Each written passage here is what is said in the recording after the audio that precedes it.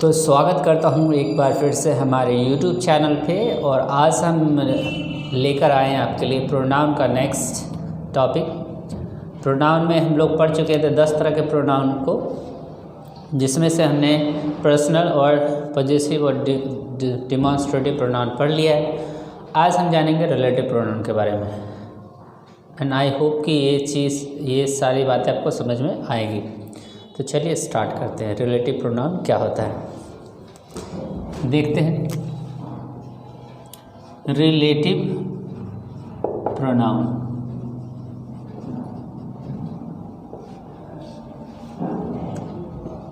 किसी भी टॉपिक का नाम बहुत ही इम्पोर्टेंट रोल प्ले करता है। अगर आपको नाम क्लियर है कि नाम में क्या कह रहा है तो आप उस टॉपिक को भी क्लियर कर पाएंगे। जैसा कि यहाँ पे लिखा हुआ है रिलेटिव प्रोनाउन।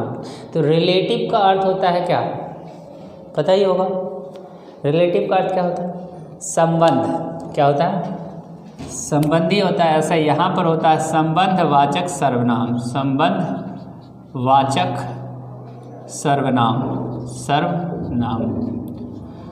तो रिलेटिव प्रोनाउन का अर्थ क्या होता है? संबंधवाचक सर्वनाम। इससे साफ जाहिर होता है क्या होगा, ये जो है सेंटेंस को जोड़ेगा। यानी कि रिलेटिव कोई भी होता है क्या करता है, देखिए आपको जनरल लाइफ में क्या होता है, एक रिलेटिव इधर से आता है, एक इधर से आता है और बीच वाला को जोड़ देता है। क्या करता है? जोड़ देता है। देखिए एक इधर से लड़का वाला, इधर से लड़की वाला, बीच में आकर जोड़ दिया है दोनों को। तो संबंधी तो इसी को न कहते हैं। कुछ इसी तरह की बात जो है इसमें भी होती है। किस में होती है? Relative pronoun. तो चल के देखते हैं रिलेटिव प्रोनाउन कौन कौन सा होता है। तो सबसे पहले जानते हैं रिलेटिव प्रोनाउन है कौन कौन सा। हु है, विच है, दैट है, whom है, whose है। ये सब क्या है? रिलेटिव प्रोनाउन है। ओके, देखिए हु जो होता है, आपको पता होगा कि हु का यूज जो है इंट्रोगेटिव के लिए होता है। हु मतलब कौन होता है, लेकिन जब हम रिलेटिव में पढ़ेंगे तो हु का अर्थ जो होगा, कौन नहीं होगा। हु का अर्थ क्या होगा? जो। विच का अर्थ क्या होगा? जो। दैट का अर्थ क्या होगा? जो। यानी कि यहाँ पर जितना भी दिया हुआ है इसमें क्वेश्चन नहीं करेगा। हुम का अर्थ क्या होगा? जिसका या जिसकी या जिसके। हुज का अर्थ क्या होगा? ये हो जाएगा जिसे, और ये हो जाएगा जिसका या जिसकी या जिसके। इस तरह से होगा। यानी कि हिंदी मीनिंग आप देख रहे हैं कि हु का अर्थ कौन होता है, लेकिन हमने क्या लिखा है? जो। तो कैसे समझेंगे कि अभी इसका मतलब जो है, कौन नहीं है? तो चलिए मैं बताता हूँ आपको। सबसे पहली बात है कि ये जो है किसी सेंटेंस के बीच में आएगा। किस में आएगा? बीच में आएगा। जब सेंटेंस के बीच में आएगा तो इसका मतलब कौन नहीं होगा, जो हो जाएगा। जब सेंटेंस के बीच में अगर हु आ जाएगा, इधर भी एक सेंटेंस और इधर भी एक सेंटेंस, तो 2 सेंटेंस रहेगा। और बीच में अगर हु रहेगा तो क्या होगा? जो। लेकिन समझने योग्य बात है, अगर शुरू में ये रहेगा और लास्ट में क्वेश्चन मार्क भी रहेगा, शुरू में हु रहेगा और लास्ट में क्वेश्चन मार्क भी रहेगा, तब ये क्वेश्चन बनेगा। अभी क्वेश्चन नहीं बनेगा। अभी क्या होगा कि ये 2 सेंटेंस को लाएगा, 2 सेंटेंस को लाएगा। क्या करेगा? 2 सेंटेंस को लाएगा और लास्ट में एक फुल स्टॉप भी होगा। लास्ट में क्या होगा? एक फुल स्टॉप होगा, तभी जाके ये रिलेटिव बनेगा, नहीं तो नहीं बनेगा। कितने व्यक्ति कंफ्यूज हो जाते हैं यह सोच के कि हु तो आया है, लेकिन हु मतलब अभी कौन है कि जो है। समझ में आ रहा है कि नहीं? अगर हु मतलब कौन है तो वो रिलेटिव नहीं होगा।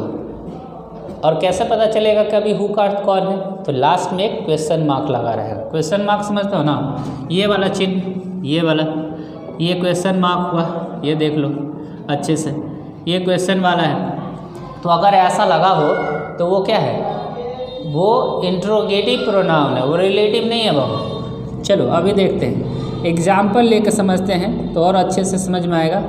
जैसे कि यहाँ पर हम लिख रहे हैं एक example, C is cat, C is cat, इस कैट का अर्थ क्या हुआ? कैटरीना। कैट मतलब बिल्ली नहीं। C is cat who is an actress, वो क्या है? एक एक्ट्रेस है यानी हीरोइन है। तो अब देखो हु यहाँ पे लगाया कि वह कैट है, वह कैटरीना है जो कि हीरोइन है, जो कि अभिनेत्री है। ये देखिए दो सेंटेंस को जोड़ा है बाबू। एक सेंटेंस था यहाँ पे सी इज़ कैट, दूसरा सेंटेंस था सी इज़ एन एक्ट्रेस। एक सेंटेंस था सी इज़ कैट, पहला सेंटेंस हो गया, और दूसरा सेंटेंस हो गया सी इज़ एन एक्ट्रेस। ओके, ये दूसरा सेंटेंस हो गया। अब ये दोनों को जोड़ दें, दोनों को जोड़ने पर समीकरण 1 2 को जोड़ेंगे तो क्या हो जाएगा? C is cat who is an actress.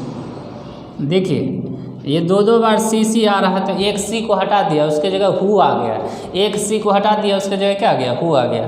तो यहाँ भी सी लग जाता तो दो अलग अलग सेंटेंस हो जाता। तो देखिए ये क्या करता है, रिलेटिव क्या करता है? दो सेंटेंस को जोड़ने का काम करता है। ये तो समझ गए। अब ये भी हमने बताया कि ये इंट्रोगेटिव कब बनेगा। अगर इंट्रोगेटिव होगा तो लास्ट में क्या होगा? क्वेश्चन मार्क होगा। अगर क्वेश्चन मार्क है तो वो रिलेटिव नहीं होगा और उसका अर्थ कौन हो जाएगा? फिर जो नहीं होगा। अब देखो अगर हम ऐसा लिख दें विच इज़ योर पेन, ऐसा लिख दें विच इज़ योर पेन, तो इसका अर्थ यहाँ पे कौन सा हो जाएगा? विच मतलब कौन सा हो जाएगा। लेकिन ये देखिए शुरुआती दौर में है, साथ में लास्ट में क्या है? क्वेश्चन मार्क भी है। ये शुरू में लिखा गया और लास्ट में क्वेश्चन मार्क भी है। तो जब शुरू में हु विच आने लगे, हुम हुज, और लास्ट में क्वेश्चन भी आने लगे तो उसका अर्थ कौन सा हो जाएगा? इसका अर्थ विच का अर्थ कौन सा हो जाएगा? यहाँ पर तुम्हारा पेन कौन सा है, तुम्हारा कौन सा पेन है। तो जब कौन सा है तो एक क्वेश्चन है, इसलिए यहाँ पे क्वेश्चन लगा हुआ है। लेकिन जब इसकी अंग्रेजी जो हो जाएगी, जो, तब ये बीच में आ जाएगा, तब ये शुरू में नहीं रहेगा, तब ये कहाँ रहेगा? तब ये बीच में रहेगा। देखिए जैसे the pen which is new is mine. तो देखिए द पेन है, यहाँ पे हमने विच लगा दिया, बीच में लगाया है और लास्ट में फुल स्टॉप भी है। तो यहाँ पर इसका अर्थ जो है कि कलम जो नई है मेरी है, कलम जो नई है मेरी है। तो यहाँ पे कैसे? क्योंकि ये दोनों सेंटेंस के बीच में आया, दो सेंटेंस को जोड़ा है।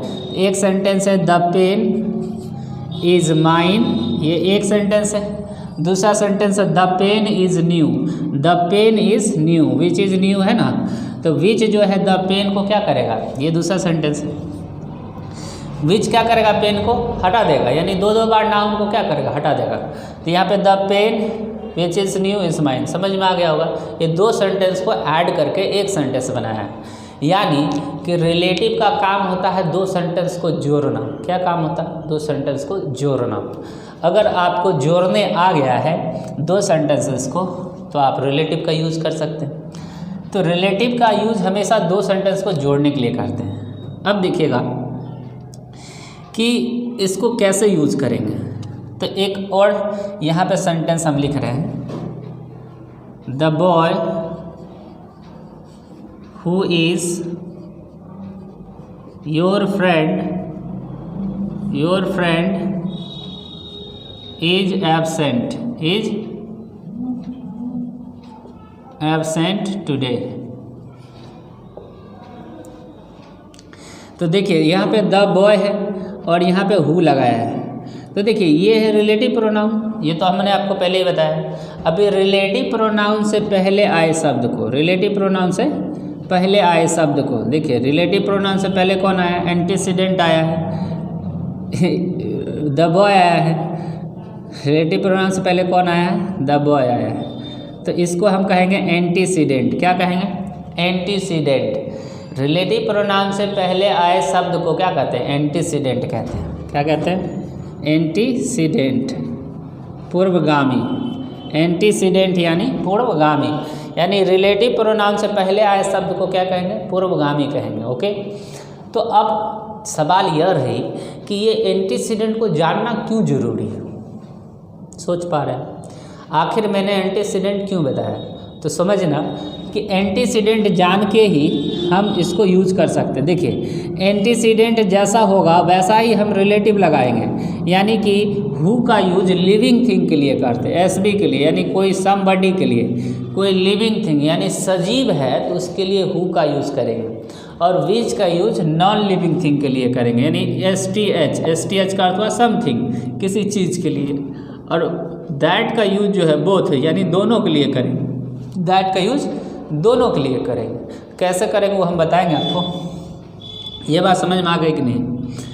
तो यहाँ पर द बॉय है, बॉय लड़का है, लड़का सजीव है इसलिए यहाँ पे क्या लगाया, हु लगाया। अगर सजीव नहीं होता यहाँ पर तो यहाँ पे विच लगा देते, निर्जीव होता तो क्या लगाते, विच लगाते। जैसे कि यहाँ पे देखो द पेन निर्जीव था तो इसके साथ क्या लग गया, विच लग गया। समझ में आया कि नहीं। तो एंटीसीडेंट को जानना इसीलिए ज़रूरी है कि इससे हमें पता चले कि हमें सजीव वाला लगाना है कि निर्जीव वाला लगाना है। तो सजीव निर्जीव देखेंगे तब तो पता चलेगा, बिना देखे तो पता चलेगा नहीं। अब देखिए कि इसी एंटीसीडेंट से हम वर्ब का भी सिलेक्शन करते हैं। तो यहाँ पर द बॉय है इसलिए यहाँ पर इज लगा है, द बॉय है इसलिए इज लगा है। यहाँ द पेन है सिंगुलर है, यहाँ पर इज लगा है। यहाँ पे देखिए कैट है इसलिए यहाँ पर इज लगा है, यानी सिंगुलर है तो सिंगुलर लग गया, कैट है तो क्या लग गया, इज लग गया, सिंगुलर लग गया। लेकिन अगर यहाँ पे हम प्लूरल लगा दें, जैसे कि the girls who dash waiting outside